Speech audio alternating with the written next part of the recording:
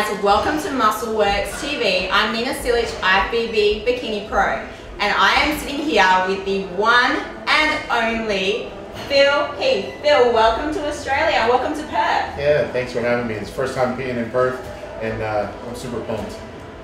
As is everyone else here, believe me. Well, what's your favourite thing about Perth so far? I would definitely say everyone's been very hospitable. The fans here are awesome.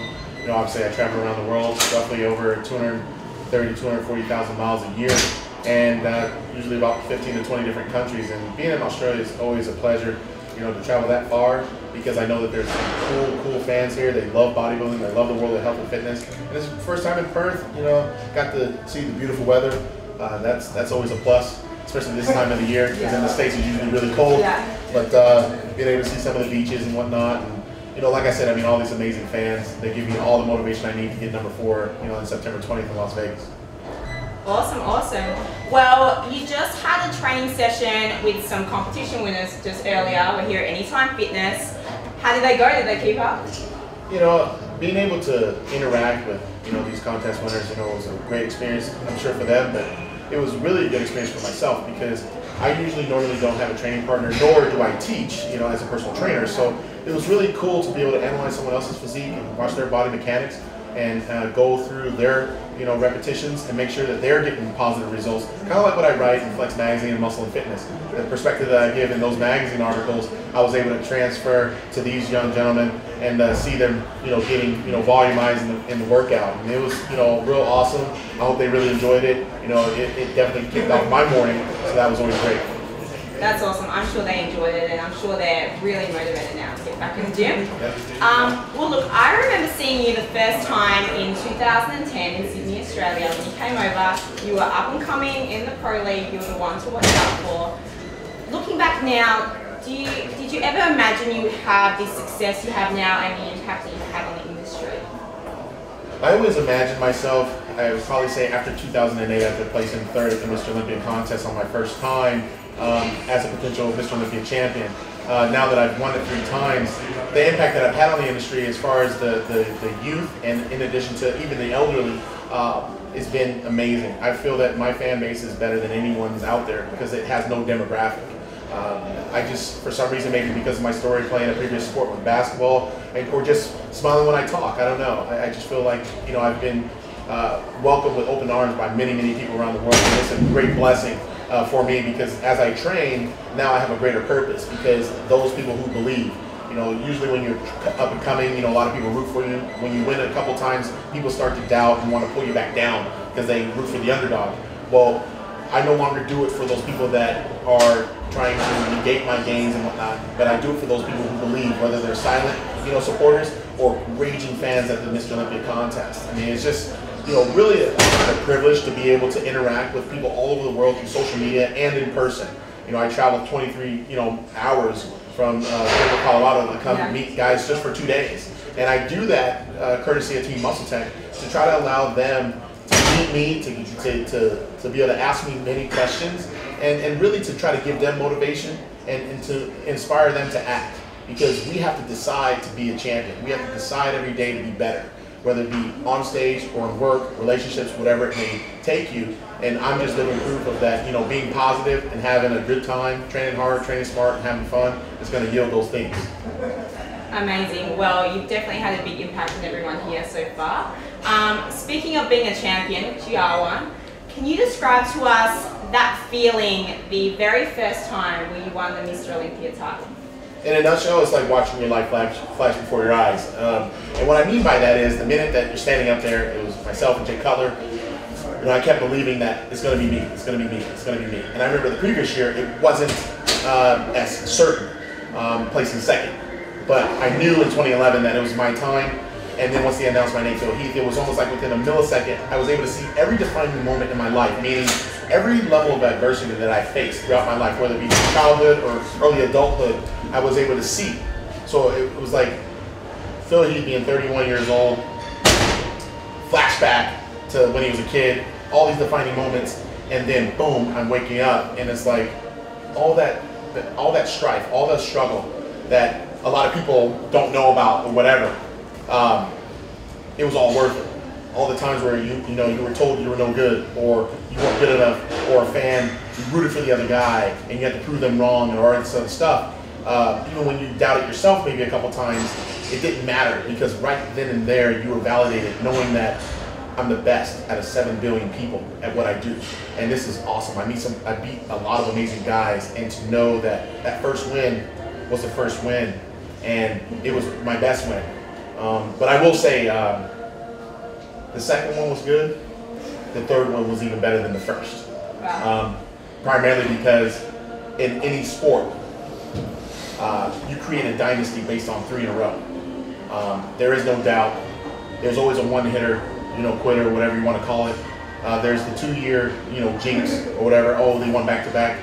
And then the trifecta is always the one that solidifies one's legacy. The last person to win 3 in a row was 8-time Mr. Olympia, Ronnie Coleman. And I truly believe that my career was never predicated on 1 Olympia, not even 3. Now it's more like, how many can he win? And I have a sign-up sheet, guys, if you want to join Team Heath. But I know some people want to jump on, some people may want to root for the other guys. Long story short, it's an honor and a privilege to be Mr. Olympia, to be able to travel the world, represent, have great opportunities with Team Muscle Tech to be able to have me travel and meet all these great people. And I can't help but to say thank you to all the fans watching. It's just it's just all the motivation I need to go after my dreams and have fun in the process. Amazing answer, right there. Thank you. Well, look, there is a lot of pressure on you. Everyone's got their eye on you for the next Mr. Olympia. Is there anything for you that changes from prep to prep, or on season, off season, that continues to give you that edge to keep winning that title? I think just my mental mind state, understanding that the first win, no one expected it. Maybe some people did. A lot of people were like, oh, we're shocked. Oh, he won. Congratulations. The second year, oh, wow, we wanted the other guy to win, whatever. Then the third year, wow, he proved us wrong. My mind state really exists as this. I'm going to realize that everyone's going to root for the other guy at some point. It may be Kai Green, it may be Dennis Wolf, it may be Branch Warren, it may be Randy, it may be Sean Roden, it may be a new guy that we don't even know about right now. I have to not focus on what those people have to say. I have to remain calm and understand what got me there in the first place, which was having a positive attitude, training hard, training smart, having fun, reminding myself that I don't have to be anyone else. I have to be me. That's all I have to do, is continue to be myself. That's what got me here in the first place. Reminding myself those things, becoming more mature about my mindset, understanding that these guys are chasing me. It's not the other way around. They can say I'm the hunted, but little do they realize is that I enjoy that. It only motivates me even more to know that people want what I have. And I'm one of those type of guys that are so highly competitive. We could play cards, we could play Monopoly, we could play checkers, or whatever you want to call it. I would be as intense as what people see me in the gym or on stage. And I think my mental capacity and my willingness to learn about myself, my willingness to learn about my opponent helps me win. I get the edge. I'm able to make the adjustments that's needed. And my trainer and I, Honey Rambod, we've been working together since after I turned pro. We're able to really take our weaknesses and make them our strengths. And I think that's what really has made the difference, is that amongst all the other bodybuilders that we've seen, I've probably been looked at through a different lens the entire time. More scrutiny, more this, more that, more critique. Well, they only critique the best. You would never critique a Honda Civic. You would critique a Ferrari or a Lamborghini. And that's how I've always been looked at. I was touted as the future of bodybuilding, my second magazine cover of Flex Magazine. I've been the only guy on paper to actually meet or exceed those expectations early on, with all the doubters around. And I think that's the coolest thing, because everybody else has been able to fly under the radar. If they happen to show up and they do well, no one really expected it to. But the facts still remain that people expect a certain level of excellence from me, and I meet that challenge head on, and I'm not afraid to succeed. And it's just really fun. I enjoy it. I challenge myself more than what people imagine. Some maybe call it arrogance, but the true definition of that is an exaggeration of the truth. The truth is that I'm #1 in the world. The truth is that I work hard, and I don't have to explain it to you, because I show it with my performance on stage. And although there's a lot of other bodybuilders out there, there can only be one Mr. Olympia. and I enjoy being number 13. And hopefully, God willing, I can continue to, hold that title for as long as I can. And I'll be very, very happy the day that I can, end my career as Mr. Olympia, not as someone that lost. Awesome, amazing words, again. I love it. Well look, you are a massive competitor. Obviously you've had an amazing career thus far. And I'm not sure if everybody knows this about you. Most of your fans will, but you have a background in competitive basketball. To what extent do you think that athleticism and that discipline has helped you, reach that Olympia title? I think playing basketball helped me out a lot, primarily because basketball is a game that can be played by yourself or with a team. I learned the team aspect early on in my life. I understood that being a guard, I was always the shortest, but I could be the fastest. I could always be a leader. I could always be a self-starter. Even if I were to score on the points and get all the assists, we could still lose. And I had to know how to pick up my teammates, get their emotions a certain way, to get them in the right position, to get the result. And now, I'm by myself. And people notice I don't use a training partner. I don't really need them to motivate me to get up at 5 in the morning to go do cardio. I don't really need my coach running around by calling me up every day saying, did you eat right? Did you train hard? This and that. I was able to do it, by myself really. I learned how to execute game plan. And anyone that knows basketball, there's going to be times where there's 2 seconds on the clock and you need to score a play. Your coach will draw up a play. The players have to execute that. I learned that. Those are pressure situations. Where there's no time on the clock and you have to shoot 2 free throws just to go into overtime. I've been through those situations. Those are highly pressured situations that the other athletes have never gone through. I understand playing in front of 20,000 people, crazy kids calling you every nasty name you could imagine. Heckling you, calling you names that you would want to fight them. So for me, it's like, well, if I were to read something on the internet, it's like, if people know me, like they'll say, well, Phil will actually make a joke back because he's already dealt with that stuff. It's actually comical to him. It doesn't bother me and makes me excel more. So my mind state is much different than a bodybuilder because they didn't have to go through those same adversities. With all that said, I'm able to take a game plan that my coach and I will devise up, and we can make changes very, very rapidly, and I can execute those on the dime. And that's what makes the difference. That's why I improve every year, is because I can look at photos. We can say, okay, what are you eating? What are you doing? What supplements you're taking? Whatever. And we say, okay, let's change this up, and we can do it good. And he doesn't have to worry because I know how to execute game plan. And that's really bodybuilding. If I were to write out a program for you, personal trainer or whatnot, you have to execute it. I can give you the secrets all day long. Everyone out there, you're going to get the secrets from me and all these other athletes. You're going to read the magazines. You're going to go online. You're going to watch our YouTube videos. We've given you everything.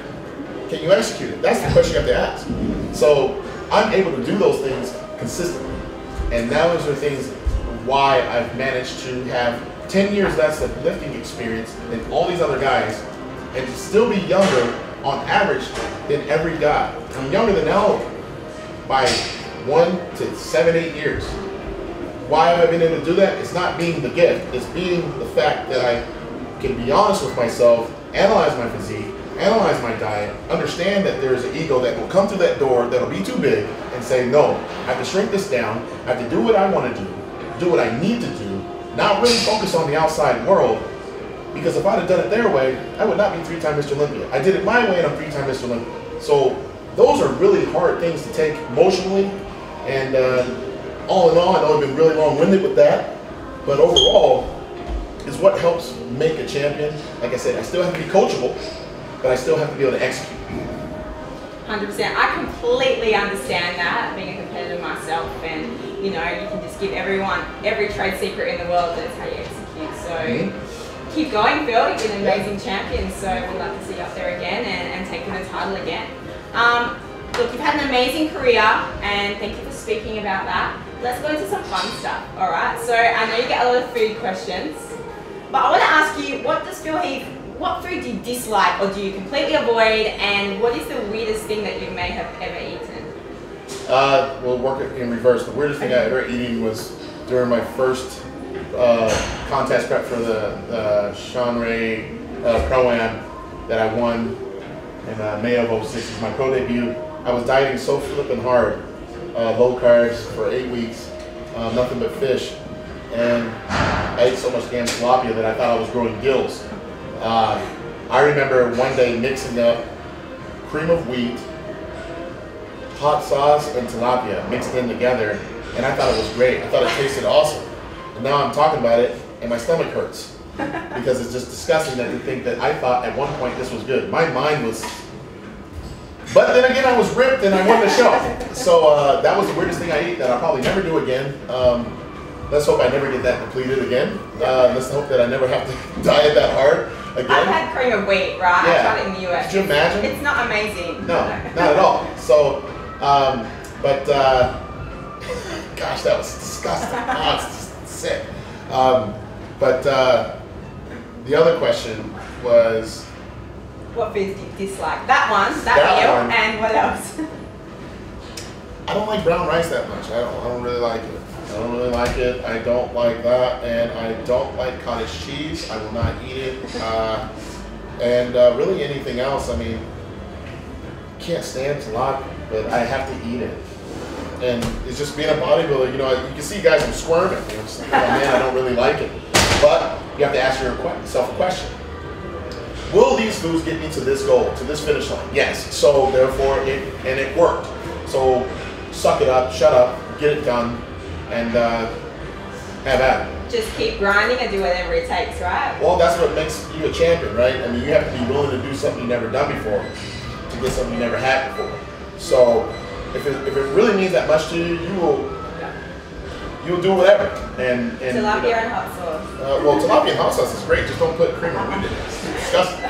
Okay, so I've been following you on Instagram for a while, and I think you have a little obsession with sneakers. Okay. How many do you have in your collection, and what is your favorite pair? I probably have over 500 pairs of shoes. Wow. Probably at least 300 pairs of just Jordans. What people don't realize is that I probably have another 150 pairs of dress shoes. So I guess when I'm retired from bodybuilding, I actually have to wear a suit to go to work.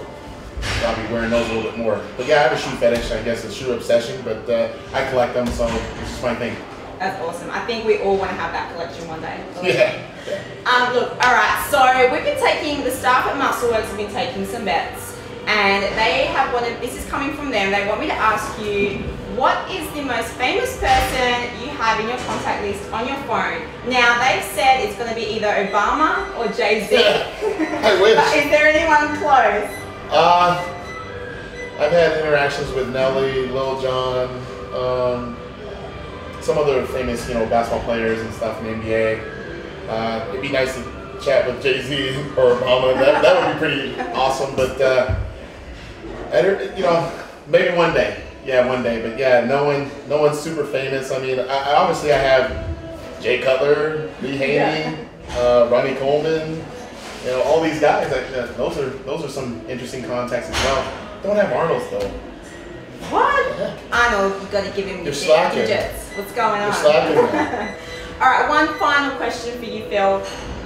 So many people follow you and look up to you and idolize you, but who do you idolize and who motivates you to keep going?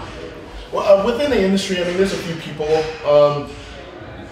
Every time I watch Lee Haney walk through the halls of an expo, I freak out every time. He's probably the guy that actually gives me the crazy, tingles down your arm, like I notice how some people, they freak out when they see me. I do the same thing as I'm even saying it. Right now, I'm like, oh my God, it's Lee Haney, man. Like, oh my God, oh my God.